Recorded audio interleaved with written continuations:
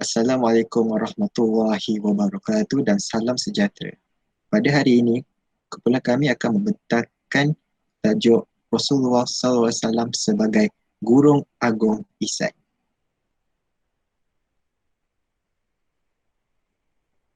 Dan ini adalah nama ahli kumpulan kami sebanyak 7 orang.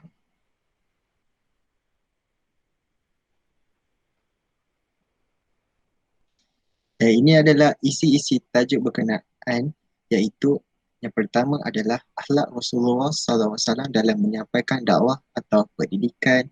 Yang kedua, strategi pendidikan Rasulullah SAW. Yang ketiga, cara didik mengikut Rasulullah SAW. Yang keempat, pembudayaan ilmu zaman Rasulullah SAW. Dan yang terakhir adalah ciri-ciri masyarakat saintifik.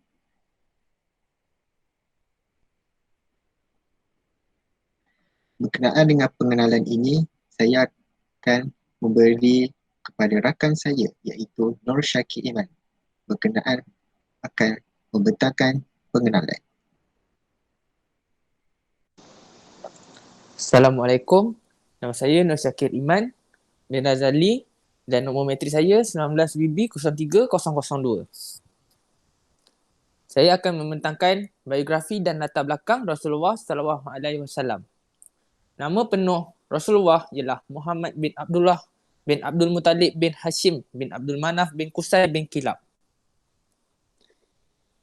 Rasulullah dikenali sebagai Muhammad yang bermaksud terpuji. Nabi Muhammad SAW adalah Nabi dan Rasul yang terakhir diutus oleh Allah Subhanahu Wa Taala. Baginda dilahirkan di Mekah sekitar tahun 570 Masihi atau pada tahun Gajah dan wafat di Madinah pada tahun 632 Masihi pada usia 63 tahun.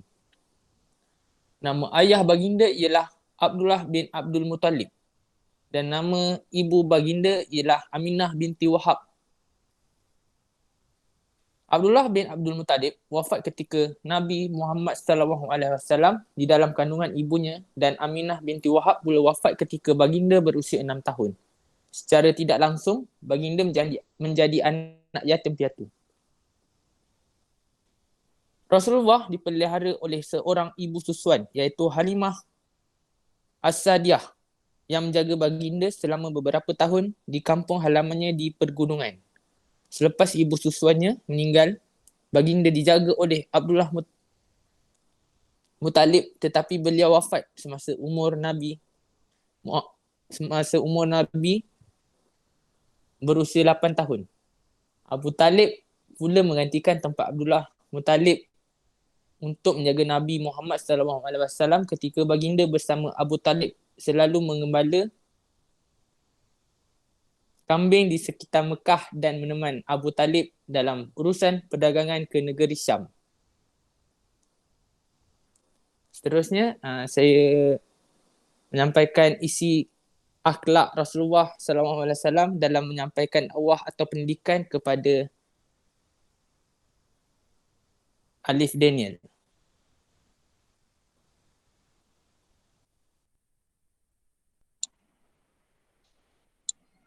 Assalamualaikum warahmatullahi wabarakatuh. Saya Alif Daniel bin Hazlan dan nombor matrik saya adalah 19BB03017. Di sini saya akan menceritakan berkenaan dengan teknik-teknik Rasulullah SAW dalam menyampaikan pengajarannya. Baiklah, di sini ada mempunyai 5 teknik-teknik Rasulullah menyampaikan pengajarannya. Baiklah. Yang pertama adalah menjadikan dirinya sebagai idola. Baiklah, di dalam konteks ini, keunggulan Rasulullah SAW sebagai idola bukan hanya dilihat dari sudut ibadah yang khusus semata-mata, tetapi ia merangkumi semua aspek kekeluargaan, sosial, ekonomi, politik dan sebagainya. Dan yang kedua adalah meraihkan tahap pemahaman pelajar. Di sini bermaksud adalah antara pengetahuan yang berkaitan murid yang disarankan oleh Rasulullah SAW ialah guru. Guru seharusnya menitikberatkan waktu, keadaan dan bahan pengajaran yang sesuai dengan murid supaya murid mudah difahami apa yang dipelajarinya. Dan yang ketiga adalah membuat sesi pengulangan ilmu yang telah diajar. Dalam pengajaran Rasulullah SAW, Rasulullah SAW sering mengulangi kata-katanya untuk bertujuan menguatkan dan menegaskan isi kandungan ucapan tersebut kepada muridnya supaya tujuannya adalah supaya memperkuatkan ingatan tersebut. Dan seterusnya adalah mengajar secara beransur-ansur. Mengajar secara beransur-ansur, teknik mengajar secara beransur-ansur digunakan oleh Rasulullah SAW agar mudah difahami dan diingati oleh murid-muridnya. Baginda cukup menitik beratkan konsep beransur-ansur dalam sesi pengajarannya dan sentiasa mendahulukan perkara yang lebih penting dan mengajar sedikit demi sedikit dan secara beransur-ansur. Jika mengajar sebanyak sekaligus boleh menimbulkan dengan perasaan jemu dan apa yang cuba disampaikan tidak dapat dikuasai dengan yang baik. Dan yang terakhir adalah bercerita kisah umat yang terdahulu. Rasulullah SAW kerap mengajar para sahabatnya menggunakan teknik bercerita mengenai kisah-kisah dan peristiwa yang terdahulu. Melalui cerita tersebut, terdapat mengandung berbanyak ilmu dan tauladan dan pengajaran yang boleh dijadikan dalam hidup kita. Bercerita dapat memberi impak yang baik kepada pendengar supaya mereka tidak jemu dan tidak bosan mendengar. Malahan mereka dapat gambaran dalam cerita apa yang disampaikan. Seterusnya saya akan sampaikan Muhammad Daniel Rozaini.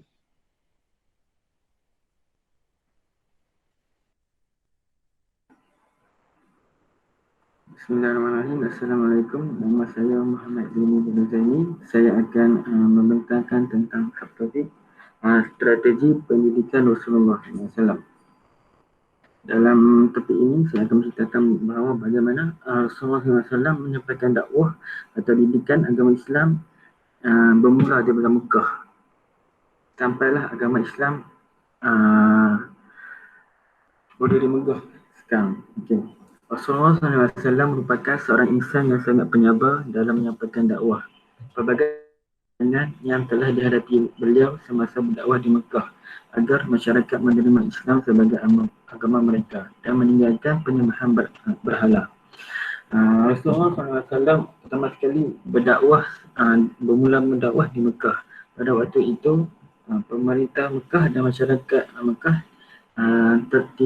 telah menolak Islam dan pelbagai cabaran dan halangan yang hebat telah diterima oleh Rasulullah SAW.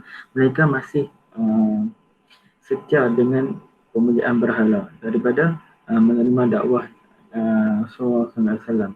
Hal ini membuatkan Rasulullah SAW memikirkan cara yang lain untuk berdakwah.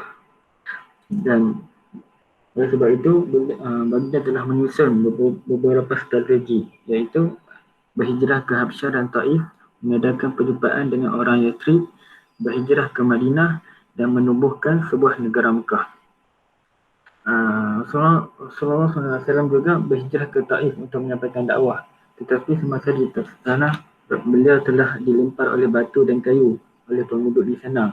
Pada mulanya, baginda menyampaikan dakwah kepada 3 ketua besar, tetapi ketiga-tiga mereka telah menolak dakwah dengan hina. Dan kemudiannya baginda SAW berdakwah kepada rakyat biasa di Taif, dan Rasulullah SAW juga telah menerima kesan yang sama, iaitu dibaling batu dan kayu dan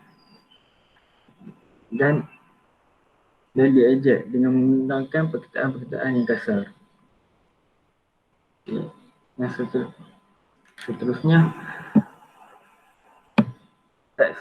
seterusnya saya akan menerangkan tentang strategi dakwah. Strategi dakwah terdiri daripada 3, iaitu yang pertama dakwah secara tersembunyi, yang kedua secara terang-terangan, dan yang ketiga secara umum. Yang pertama iaitu peringkat pertama iaitu secara tersembunyi. Rasulullah SAW berdakwah secara rahsia dan persoalangan sampai menjangka 3 tahun. Apabila turunnya wahyu pertama, Rasulullah SAW mula bergerak untuk membimbing dan mendidik umatnya. Dalam waktu ini, Rasulullah SAW bergerak secara senyap dan bersama-sama kerabat yang dekat dengan rumahnya. Seterusnya peringkat kedua iaitu secara terang-terangan. Rasulullah SAW mula berdakwah secara terang-terangan apabila Allah SWT telah menurunkan wahyu agar memerintah Rasulullah SAW berdakwah secara terang-terangan. Firman Allah SWT, maka sampaikanlah olehmu secara terang-terangan segala apa yang diperintahkan kepadamu dan berpalinglah dari orang musyrik. Dan seterusnya peringkat penyebaran umum. Peringkat penyebaran umum ini Rasulullah SAW menyatakan dakwah secara umum dan menyeluruh kepada semua masyarakat. Hal ini dilakukan pada musim-musim haji ketika banyak kaum di luar orang-orang Madinah yang datang ke Mekah untuk melaksanakan haji. Seterusnya, mengadakan perjumpaan dengan orang Yathrib. Perjumpaan ini diadakan bersama 12 orang lelaki dari kaum Khazraj dan Aus yang datang ke Makkah untuk menunaikan haji dan mereka menerima Islam sebagai ajaran agama mereka. Tempat perjumpaan mereka yang pertama adalah di sebuah tempat yang bernama Aqabah dan di sinilah berlaku perjanjian yang dikenali sebagai nama Bai'ah Aqabah yang pertama. Seterusnya, berhijrah ke Madinah.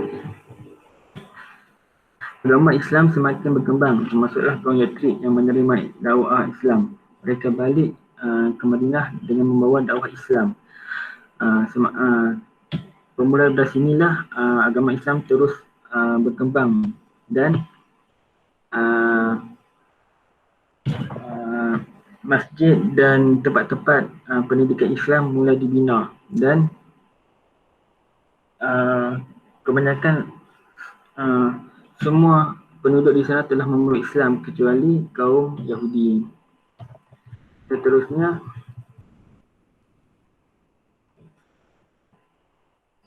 pembentukan negara Madinah, sebuah negara Islam utama. Okey, di sinilah Madinah, kalau nama dahulu dikenali sebagai kota Yathrib dan sekarang ia dikenali sebagai Madinah.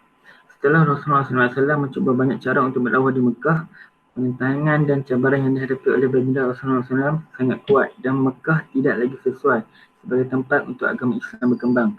Namun dengan berkat semangat yang tinggi daripada para sahabat dalam menjalankan dakwah ajaran Islam di Madinah telah berjaya menyebarkan dakwah kepada seluruh kaum Yathrib. Kaum Yathrib ini telah menerima baik kepada ajaran Islam dan membentuk agama Islam kecuali orang-orang Yahudi. Maka terciptalah sebuah negara Islam utama iaitu Madinah yang menjadi pusat dakwah Islam. Seterusnya saya akan menyerahkan pembentangan ini kepada sahabat saya yang seterusnya.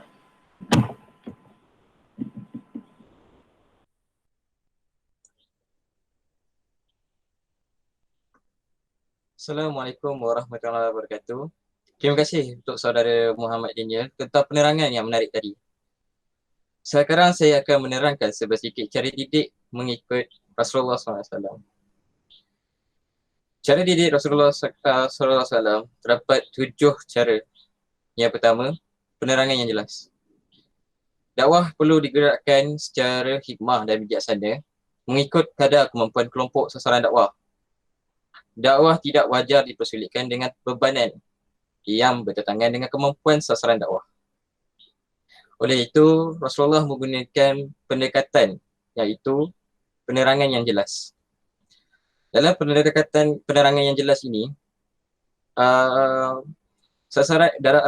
Rasulullah akan mendakwahkan mengikut penerangan yang betul dan jelas supaya sasaran dakwah yang didakwahkan dapat memahami apa yang hendak diterangkan dalam dakwahnya. Pendekatan ini adalah berpandukan firman Allah dalam ayat surah Al-Ma'idah yang bermaksud, dan taatlah kamu kepada Allah SWT serta taatlah kamu kepada Rasul. dan awaslah jangan sampai menyalahi perintah Allah dan Rasulnya. Oleh itu, jika kamu berpaling enggan menurut apa yang diperintahkan itu, maka ketahuilah bahawa kewajipan Rasul kami hanyalah menyampaikan. Seterusnya, kaedah yang kedua, iaitu berbentuk berperingkat serta bertahap. Sekiranya kita mendalami isi Al-Quran itu, terdapat ayat-ayat Al-Quran yang tentang pengharaman arak. Dalam pengharaman arak ini, ianya berlaku secara berperingkat agar apa yang disampaikan dapat menerimanya dengan secara perlahan. Ketiga, mendekatkan. Rasulullah SAW menggunakan kaedah pendekatan kepada para sahabat dan umat Islam dalam menyelesaikan masalah tentang agama. Teknik ini berpandukan seluruhan Al-Quran seperti ayat 159, iaitu surah Al-Imran yang bermaksud, maka sebab rahmat yang melimpah-limpah dari Allah kepada kamu, wahai Muhammad, engkau bersikap berlemah lembut kepada mereka, sahabat-sahabat pengikut kamu, dan kalaulah engkau bersikap kasar lagi keras hati, tentu mereka akan lari daripada kamu. Keempat, berbentuk dialog atau pembincangan. Di samping itu, Rasulullah menggunakan kaedah dialog dan pembincangan dalam pengajaran baginda. Contohnya, baginda pernah berdialog dengan sekumpulan Bani Harith dengan tujuan supaya mereka menerima Islam dengan prinsip betul. Dalam pembentukan secara ini, berlakunya interaksi pelbagai hala yang dipanggil halaqah. Teknik pembincangan pelbagai hala ini telah dilakukan Rasulullah dalam mendidikkan bahawa banyak manfaatnya boleh yang diperolehi. Yang keenam, selain itu juga Rasulullah menggunakan isyarat dan gambaran dalam apa yang hendak disampaikan dalam dakwahnya. Rasulullah menggunakan kaedah ini dalam menerangkan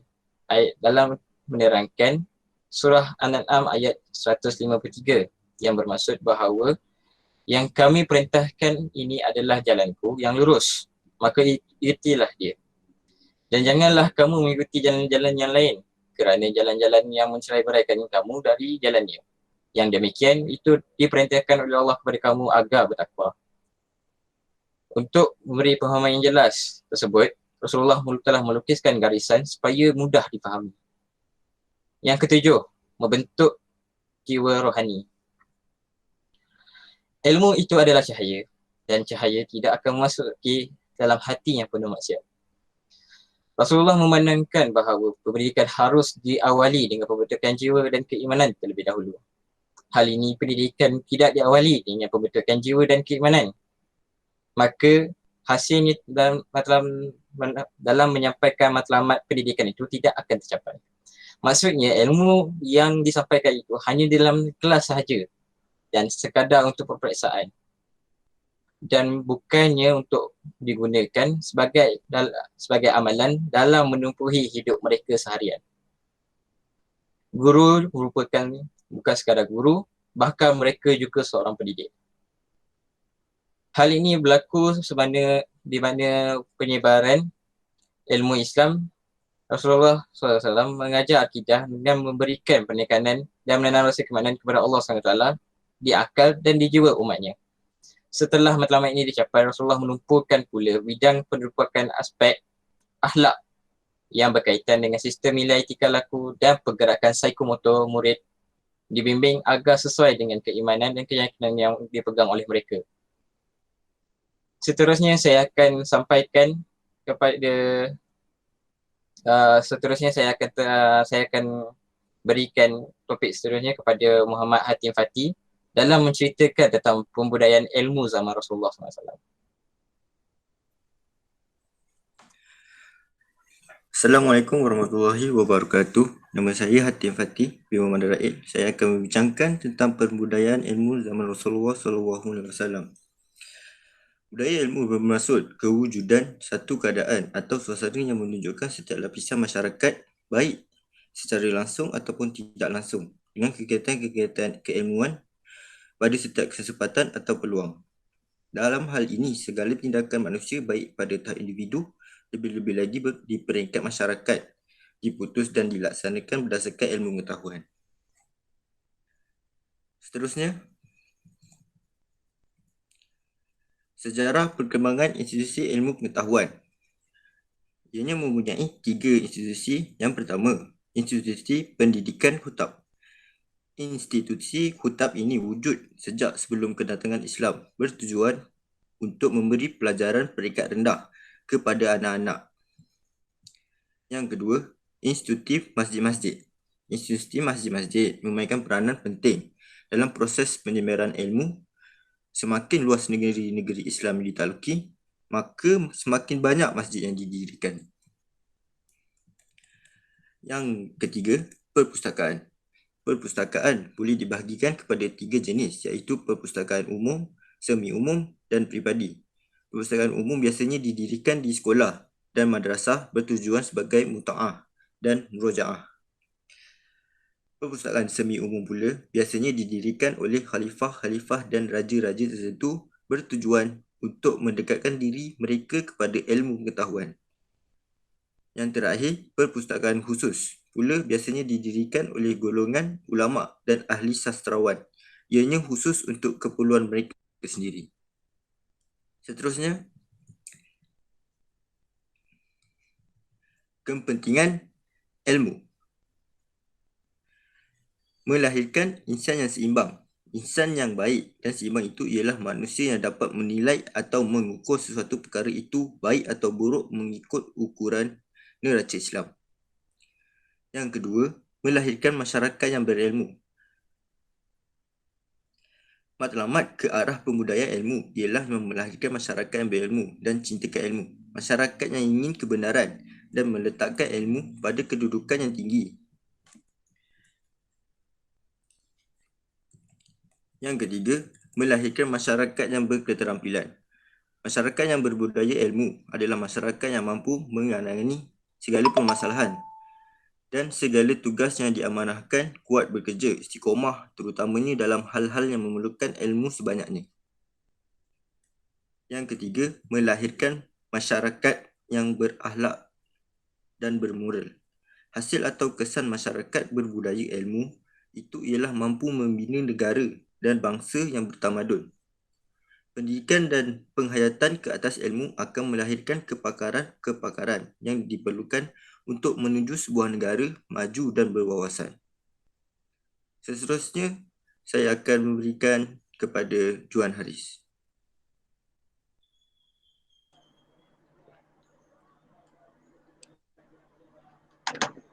Okay. Assalamualaikum warahmatullahi wabarakatuh.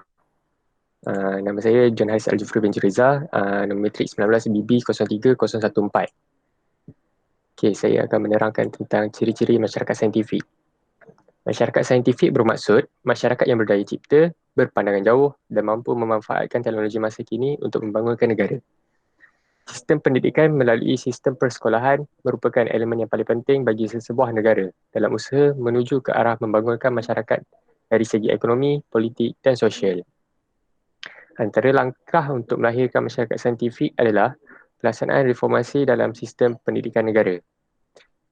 Sistem pendidikan telah diubah dari kurikulum ke arah sains dan teknologi. Nilai-nilai murni dan moral sangat ditekankan di peringkat sekolah. Nilai murni ini ditekankan supaya dapat melahirkan masyarakat yang berkualiti, bertanggungjawab, berdaya saing dan juga mempunyai sifat patriotik. Seterusnya adalah pelaksanaan koridor mega multimedia iaitu MSC adalah bertujuan untuk mewujudkan industri multimedia. MSC ini dapat melahirkan masyarakat yang celik IT. Yang terakhir adalah kerajaan menekankan tentang perpaduan kaum dan memperkenalkan sistem pendidikan kebangsaan. Melalui sistem ini, ia dapat membentuk masyarakat yang prihatin dan bertoleransi serta ia dapat memberi galakan kepada perkembangan ekonomi dan politik negara.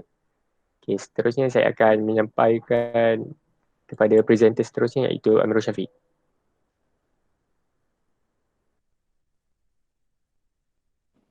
Okay, so sekarang kita dah masuk pada kesimpulan.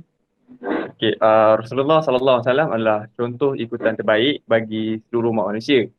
Okay, hari ini ramai tokoh yang lahir tampil untuk membuat kita kagum. Namun, personaliti Rasulullah SAW dan kebijaksanaan baginda jauh lebih hebat. Malah telah membawa perubahan kepada dunia seluruhnya sejak lebih 1400 tahun yang lalu. Baginda telah menampilkan transformasi yang besar kepada aspek sosial masyarakat, aspek pemerintahan, aspek pendidikan dan juga aspek keteladanan yang boleh dicontohi oleh umatnya. Sesungguhnya kelahiran Rasulullah SAW membawa rahmat kepada seluruh alam. Jadi sekian daripada saya, bahagian kesimpulan, dan berakhirlah kami punya pembentangan pada hari ini. Sekian, terima kasih.